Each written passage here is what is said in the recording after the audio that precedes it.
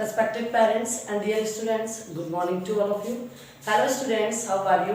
I hope you will be fine at home and doing your work properly. Students, do your work daily and don't leave it pending. Students, we will do lesson 6, the time machine question answers. Let us discuss. Where did the narrator want to travel to? Why? Narrator कहाँ की यात्रा करना चाहता है और क्यों? The narrator wanted to travel to the future first. Narrator सबसे पहले फ्यूचर की यात्रा करना चाहते हैं क्योंकि because it was unknown that interest him the most. क्योंकि वो अननोन है, उसकी जानी पहचानी हुई नहीं है, और जो चीज़ जानी पहचानी नहीं होती उसका आनंद ही और कुछ आता है, उसमें इंटरेस्ट ही अलग आता है. What instructions did the narrator give to his maid? अब जाते समय नरेटर ने अपनी मेड उनके घर में काम करने वाली थी, उसको क्या इंस्ट्रक्शंस दिए? The narrator told her to cook dinner for his friends next week. Narrator ने कहा कि वो मेरे फ्रेंड के लिए अगले सप्ताह डिनर बना दे. And the best dinner she could make and gave this note to them. और फिर उसका सबसे अच्छा डिनर बनाना और उसको ये नोट भी दे देना. उसने उसको नोट भी दिया. How did the narrator work the machine? Narrator जो हमारे लेखक हैं वो किस प्रकार से मशीन पर काम करते हैं? What is difficult to operate, give reason for your answer. उसको मशीन को ऑपरेट करने में क्या डिफिकल्टी है, क्या परेशानी है, क्या समस्या है, इसके कारण भी दीजिए. He used one lever to start the machine. Lever means switch. वो एक लेवर तो मशीन को स्टार्ट करने के लिए यूज करते हैं, and other to stop it. और दूसरा जो स्विच है वो उसको स्टॉप करने के लिए यूज करते हैं. No, it was not difficult to operate. नहीं, मशीन को चलाने में राइटर कहते हैं कि कोई डिफिकल्टी नहीं है. रीजन क्या है? To go into past. अगर मशीन का एक बटन पुश करेंगे मीन्स को तो हम पास्ट, तो वो पास्ट में चले जाएंगे. And to go into future to pull it down. और अगर उसको पुल करेंगे तो वो फ्यूचर में चले जाएंगे. Question number 4. दो the narrator could see the made working, why could she not see him? जबकि नरेटर मेड को देख लेते हैं काम करते हुए, बट नरेटर को मेड नहीं देख पाती. क्यों?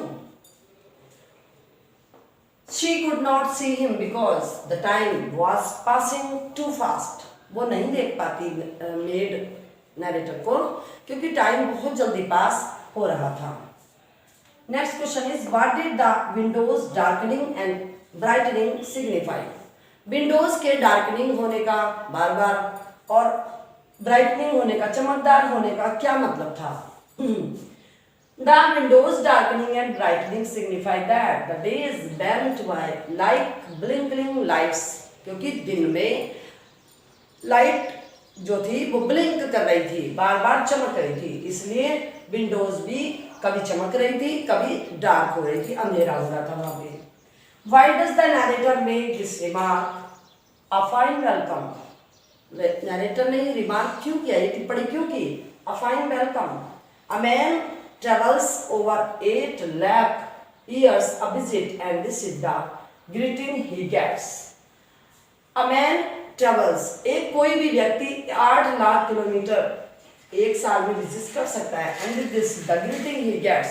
और यही ग्रीटिंग, यही वेलकम वो प्राप्त करता है. क्यों?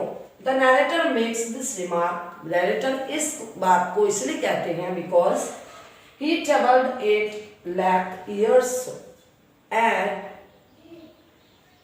in future though through time machine. क्योंकि वो टाइम मशीन के द्वारा 8 लाख ईयर्स तक ट्रेवल कर लेते हैं. Now we will do word meaning. Lever. Lever means switch या फिर हैंडल. जैसे स्विच को दबाने से पुल पुश तो वो switch. Psychologist.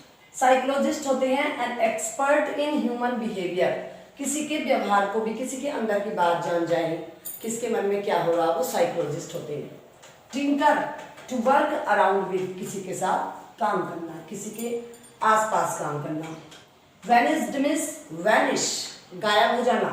disappeared, panic means दुख होता है, तो सडनली फील फ्राइटेंड, अचानक डर से कांप जाना।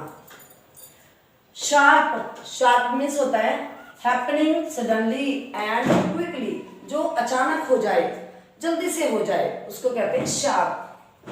Tipped means felt to one side, एक साइड को गिर जाना या एक साइड को इसे धक्का सा लग जाना। स्टन्ड मीन्स सुन रह जाना। शॉक्ड एंड सरप्राइज्ड, किसी की बात को सुन करके शॉक्ड हो जाना, सरप्राइज अचंभित हो जाना। थंडर कैप, अब थंडर कैप क्या होती है? साउंड ऑफ थंडर, बिजली चमकती है जो आसमान में, उसकी साउंड। हेल स्टोन्स होते हैं ओले। इरेगुलर वॉल्स ऑफ आइस, ऐसी आइस की वॉल्स जो परमानेंट ना हो।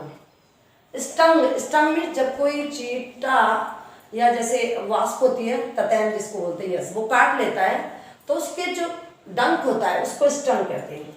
हर्ट, चोट पहुंचाना। मटरिंग करना, जैसे क्लास में बच्चे मटरिंग करते तो बोलते ना कि धीरे धीरे बोल रहे हैं। Spoke quietly and in A low voice, बहुत ही धीरे से बोलना, धीरे से धीरे धीरे मटरिंग करते रहना। ओके स्टूडेंट्स, तो ये थे आपके word meaning and question answers. I hope you understood well. Stay home, stay safe.